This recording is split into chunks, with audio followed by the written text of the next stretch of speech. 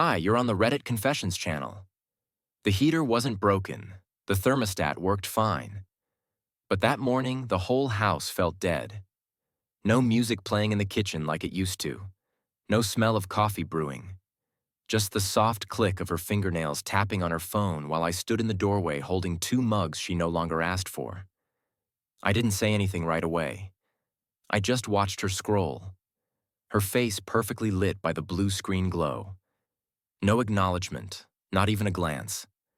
I set the mug down carefully, like if I made noise, she'd vanish. "Court," I said softly. "Do you even feel anything anymore? This house, our marriage, it's cold." She didn't flinch, didn't even pause. Then came the words, without looking up, like she'd rehearsed them in her sleep. "If you want warmth, go to a spa." That's it. No laugh, no wink. Just that punch disguised as advice. A sentence sharper than anything I'd ever said to her, even in arguments. You know what's wild? I used to think of Courtney as the softest place to land after a hard day. Now I was walking barefoot across emotional glass every morning, hoping not to bleed. I went to work, fixed printers, smiled like nothing was wrong. Ate lunch in the break room, pretending the silence in my house wasn't growing fangs. But something shifted that day. Something small but irreversible. When I got home, she wasn't there.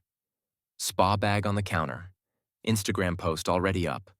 Woman in steamy room, self-care. You can't pour from an empty cup. Funny, I've been pouring into her for years, never once saw her refill my cup. I opened our banking app. Our joint account stared back at me with that same blue glow her face had earlier. I tapped, I stared, and then I moved everything, every penny, into an account under my name. Not to punish her, just to feel something mine again. Next day, around 11 a.m., she texted, "Where's the money?" I replied, "If you want money, go to work." No response, but deep down, I knew this wasn't just about money or sarcasm. That kind of cold doesn't come from nowhere. It comes from warmth being spent elsewhere. And in just a few days, I'd find out exactly where hers had gone. When I woke up the next morning, the house was unusually quiet. Not the peaceful kind, the eerie kind, like the calm before something breaks. Courtney had already left. No note, no text, not even the usual passive-aggressive sticky note about trash day or forgetting to fold the laundry. I opened the fridge. Empty, aside from a lemon and a bottle of almond milk I didn't buy. I poured myself a bowl of cereal with tap water and stared at my phone, half expecting her to send some snarky response about the money, but nothing. Around noon, I got a notification from the bank. She'd attempted to pay for something and got declined. I imagined her face when the card failed, probably confused at first, then annoyed, maybe even embarrassed. A small part of me, pathetic as it sounds, hoped it would make her think about us, about how far apart we drifted. But by 5 p.m., she still hadn't said a word. That evening, I decided to take out the trash she'd ignored for a week. As I tied the bag, a folded receipt fell from between two empty wine bottles. It was from a restaurant downtown. Expensive, too. 2 entrees, 2 glasses of Pinot Noir. A shared dessert, time-stamped 2 nights ago. The same night she said she was too exhausted to talk. I didn't react right away. I just stood there in the kitchen, gripping the receipt like it was an arrest warrant. Her name wasn't on it, of course, but the last 4 digits of the card matched hers. And unless she suddenly developed a second stomach, someone else had been across from her that night, clinking forks and sharing chocolate cake while I ate leftover noodles alone. I didn't confront her that night. Instead, I went through her Instagram again. I'd never really paid attention before, but now, with new eyes, I saw it. The vague captions, the cropped-out arms, the overuse of the word me time. There was one story that stood out. A dimly lit wine glass across from another one, blurred, almost like she tried to hide it, but wanted someone to notice that someone wasn't me. She came home late, humming to herself like nothing had happened. No apology, no mention of the card. I watched her walk past me, kick off her shoes, and say, "Oh, by the way, we're low on groceries. Can you get some tomorrow?" I nodded, but inside, something cracked. Not from anger. God, I wish it was anger. It was worse than that. It was confirmation. She had checked out long ago, and now I was about to check into the version of me she forgot existed. The next morning, I did exactly what she asked. I went grocery shopping, not because I wanted to, not because I cared, but because it gave me an excuse to be out of the house and avoid pretending things were fine. I wandered the aisles like a ghost, pushing the cart without any real plan. My head wasn't in the produce section. It was stuck back at the dinner table I hadn't known existed. The one from that receipt. When I got home, she was on the phone, not with a friend, not with her mom. I don't know who it was, but her voice dropped to that tone I hadn't heard in years. The soft, playful one, the one she used to use with me when things were new. I stayed by the door and listened. I had a great time too. No, it was perfect. I haven't laughed like that in forever. He has no idea. Those words clung to the inside of my skull like mold. I stood there frozen, holding a bag of oranges like a complete idiot. She hung up just as I quietly stepped into the kitchen and placed the groceries down. She turned around, startled, then smiled in that fake bright way people use when they're covering a lie. "Hey, thanks for getting the stuff. Sorry I've been distant. Work's been heavy." Work? She hadn't held a job in 2 years. I nodded, playing dumb. "No worries." That night I couldn't sleep. I lay next to her in bed, wide awake, listening to her breathe like everything was normal. My mind was racing. What was I even still doing here? Was I scared? Probably. I'd spent so long convincing myself that loyalty was the most important thing that I forgot. Loyalty means nothing when it's not returned. Around 3 a.m., I got up and walked into the living room. I sat on the couch and stared at the TV without turning it on. Then I opened my laptop. I didn't know what I was looking for. Proof, a sign, closure. Maybe I was hoping to find something that told me I was wrong. I went through our shared cloud storage, just scrolling out of habit. Then I saw it. A folder labeled Receipts and Rentals. I'd never noticed it before. Inside were screenshots, photos of dinner reservations, hotel confirmations, a spa day package labeled Romantic Escape, Couples Deal. All recent, all under her name. One file was a selfie, her in a robe holding a glass of champagne and reflected in the mirror behind her. A man's bare shoulder, blurry, but unmistakably not mine. I shut the laptop slowly, like closing it would somehow undo what I'd just seen. I didn't cry. I didn't scream.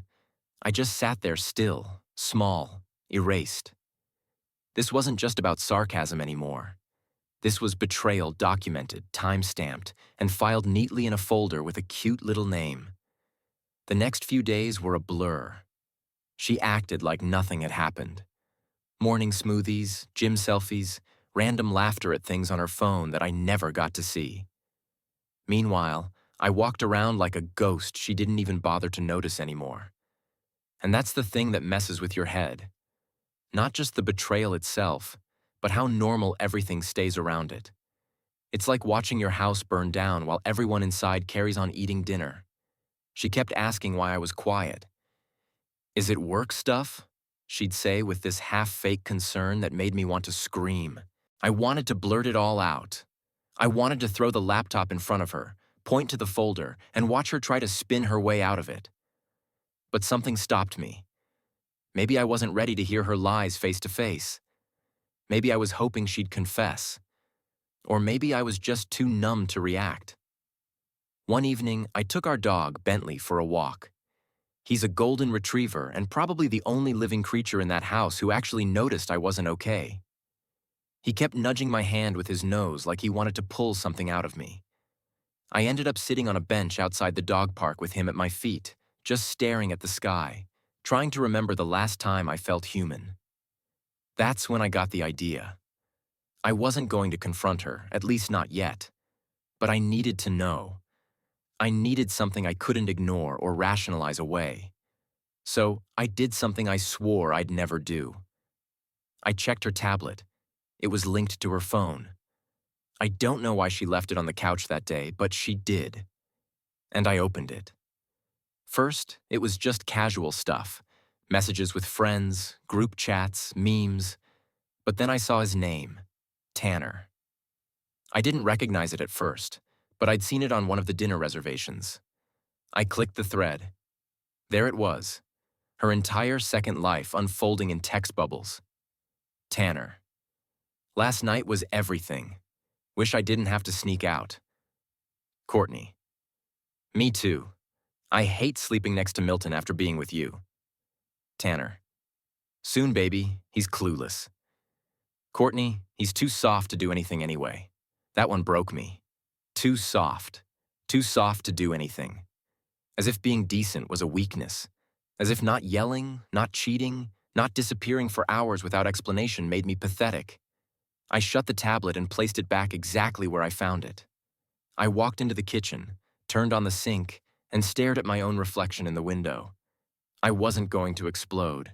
I wasn't going to rage or curse or throw plates. But I also wasn't going to sit there anymore pretending to be the husband of a woman who laughed at my kindness. That night, she crawled into bed next to me and casually said, "We should go somewhere warm next month. Maybe a couple's retreat." I didn't answer because while she was planning a retreat, I was planning something else. The next morning felt different. Not better, just quieter in a loaded kind of way. She was sipping coffee in the sunroom, scrolling like usual and humming a song I didn't recognize. I stood in the hallway and just watched her. She hadn't noticed me yet. Her hair was tied up in that messy bun she always said I loved. Once upon a time, I did. But now all I saw was someone who thought I'd never grow a spine. Someone who counted on my silence as permission. She glanced up. "Hey, babe, can you pick up my dry cleaning later? They close at 6, It was surreal how easily the lies lived alongside the requests. I nodded. Sure. Then I walked into the bedroom and sat on the edge of the bed, my mind already spinning. I wasn't going to play the angry husband trope. That's what she expected. An explosion she could twist around to justify herself. No, I was going to be something much harder to dismiss. Calculated, controlled, precise. I started by taking inventory digitally, emotionally, even financially. I went through our accounts, sorted every subscription she signed up for, every auto payment tied to my cards. I made a list and started canceling one by one. The streaming services, the monthly beauty boxes, even the overpriced yoga app she never used but bragged about on social media. Gone. Then I called our internet provider, switched the plan to the most basic one. No more lightning speed Wi-Fi for her late-night FaceTime calls to Marissa that definitely weren't to Marissa. That evening, she stormed into the kitchen. "Did you mess with the internet? It's crawling." I looked at her with the calmest voice I've ever had. "Figured we could save some money. You said we needed a break from screens anyway, right?" She blinked, thrown off by the reasonableness of it. "Yeah, but you didn't even ask." "I figured you'd be fine. You usually do things without asking." She didn't say anything after that. Just left the room with an eye roll, muttering something under her breath. I didn't care. I was already on my next step. That night, while she was in the bath, probably texting Tanner about how unbearable I was, I slipped into the garage and grabbed the box I'd hidden weeks ago. Inside was everything she forgot I had access to. Wedding photos, old letters, printouts of her messages, and now screenshots of the texts from her tablet. I printed those too, not because I needed proof I already knew, but because I wanted to give her the chance to see herself the way I now saw her. I tucked them all into a sealed envelope and left it under her pillow. When she came to bed later, I pretended to be asleep. I felt her body stiffen when she found it. She didn't open it right away. She just held it there like it was ticking. The silence between us was no longer cold. It was aware, and I was done waiting to be seen. The next morning, I acted normal.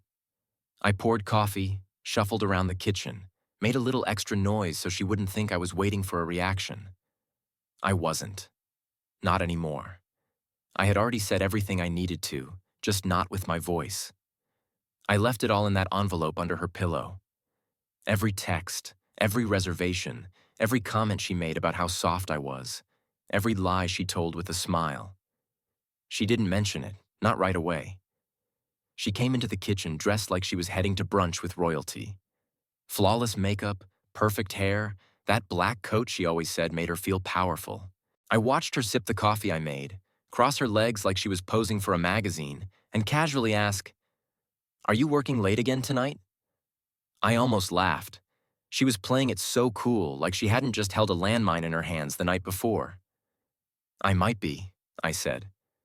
"Depends on how things go." She nodded, eyes fixed on her phone. A moment passed, then another, and then finally, as if it was just a side comment, she said, "By the way, that envelope, that was dramatic." I turned to her slowly. "Dramatic?" She shrugged. "You really went through all that trouble printing screenshots? That's a lot of ink for someone trying to cut costs." That was it. That was her response to being exposed. Not denial, not shame, not even anger, just sarcasm and mockery. I stared at her for a long second, and suddenly everything made sense. This wasn't guilt. This wasn't regret. This was someone who had already justified every betrayal in her head, and now saw me as the ridiculous one for noticing. She stood up, tossed her empty mug in the sink like a mic drop, and added, "You're not going to leave. You'd never actually do anything. You're too safe." And there it was, the final puzzle piece. She didn't stay because she loved me. She stayed because she was convinced I wouldn't leave. That I didn't have the guts to stop being her financial backbone, her emotional doormat, her placeholder. She left for her brunch, and I sat at the table for a long time, staring at the empty chair across from me. The silence didn't feel cold anymore. It felt hollow. And in that hollow space, something finally clicked. I had been trying to get her to see me, to acknowledge me. But why? Why beg to matter to someone who already decided I didn't? That night, I didn't go to work late. I didn't go to work at all. I went somewhere else, somewhere she wouldn't expect. And what I saw there made everything unravel even faster. She said it was brunch, but I knew better. She always dressed up too much for these casual outings, and she left the house with the kind of energy she hadn't shown around me in years. Light on her feet, humming to herself, checking her reflection twice before the door closed behind her. That wasn't someone heading to mimosas with girlfriends. That was someone excited to be seen by the right person. So I followed her. Not like in the movies. No trench coat or sunglasses. I waited 15 minutes, then got in my car and drove the route she usually took downtown. I knew her patterns better than she thought I did. She always parked in the same garage on 5th. I circled until I spotted her car. It was there. No surprise. The surprise was where she went. She didn't walk to a cafe. She didn't meet Marissa or the girls. She turned the corner and entered the back entrance of a boutique hotel, the kind with sleek glass walls and fake smiles at the front desk. I stayed in my car, heart pounding so loud I thought people could hear it from the sidewalk. 20 minutes passed, then 30. My palms were sweating, not from anger, but from the realization that this was it. This was the moment I stopped hoping I was wrong. And just when I was about to leave, he showed up. Tanner. I recognized him from a few tagged photos she'd been careless enough to leave public. He was taller than me, confident, wearing a jacket she once told me was too flashy when I tried something similar. He walked in without hesitation, like he belonged. That night, she came home smelling like vanilla and red wine. She didn't ask where I'd been, didn't seem curious, just dropped her purse, kicked off her heels, and asked, "Did you eat?" I nodded, pretending to be half asleep. She crawled into bed beside me and started scrolling through her phone, probably texting him goodnight. I stared at the ceiling and wondered what the exact moment was when she stopped being mine. Was it when I got laid off that time and she started sighing more? Was it when I stopped initiating things in bed because she always turned away? Or maybe it was never sudden. Maybe it was just one ignored glance, one cold dinner, one sarcastic reply at a time until we were two strangers keeping up appearances. But that night, as she lay next to me, completely unaware that I knew everything, I wasn't thinking about pain anymore. I was thinking about precision, about what it would mean to stop being the safe one, the nice one, the predictable one she could step over while texting someone else under my roof. The next morning, she left again. Another appointment. I didn't follow her this time. I didn't need to because I had made an appointment too. At a place called Crown Ridge Legal, 10 a.m. sharp. When I stepped into the law office, I didn't feel powerful. I didn't feel brave or victorious. I felt like someone finally dragging his dignity out of the mud quietly, awkwardly, with both hands shaking. The attorney, a woman named Dana, listened patiently as I laid it all out. She didn't look shocked. I guess when you deal with broken marriages for a living, nothing surprises you anymore. But the moment I showed her the screenshots, the receipts, the hotel confirmations, she leaned back and said, "You've already done the hardest part. Now you just have to follow through." That hit me harder than I expected. Because she was right. I had spent years justifying Courtney's coldness, calling it stress or phases or burnout. But what it really was someone slowly removing love from the relationship like it was furniture she planned to sell before moving out. I signed the papers. Simple as that. No drama, just initials and a full stop. I came home that evening and found Courtney in the living room lounging on the couch, laptop in her lap, wine glass half full. She looked up and gave me a lazy smile. "You're home early." I handed her the folder. "What's this?" she asked, barely glancing at it. "Instructions," I said. "It's all been arranged." She flipped it open, saw the word petition, and her whole body stiffened. "You're divorcing me?" I nodded. "It's already moving. You can read the details. You don't need to talk to me." She blinked slowly as if the meaning hadn't fully landed yet. "Wait, are you serious right now?" I looked at her. No yelling, no bitterness, just silence that said everything I needed it to. "You told me to go to the spa if I wanted warmth," I said softly. Turns out I found peace instead. That was the last real conversation we had. Within 2 weeks, she moved out. She didn't fight the process. Maybe she was relieved. Maybe she realized she'd underestimated the very man she thought was too soft to leave. I won't pretend it didn't hurt. It did. But the strange thing is, once she was gone, the house didn't feel cold anymore. It felt honest. Bentley started sleeping near my door again. I could actually hear myself think. And for the first time in forever, I started making plans for me. Not for us, not for survival, but just for my own life. That was my story, and I shared it here on Reddit Confessions because I know I'm not the only one who stayed too long hoping someone would change. Have you ever ignored red flags because you thought loyalty would be enough? Drop your thoughts in the comments. Your experience might help someone else walk away a little sooner. And don't forget, you're watching Reddit Confessions.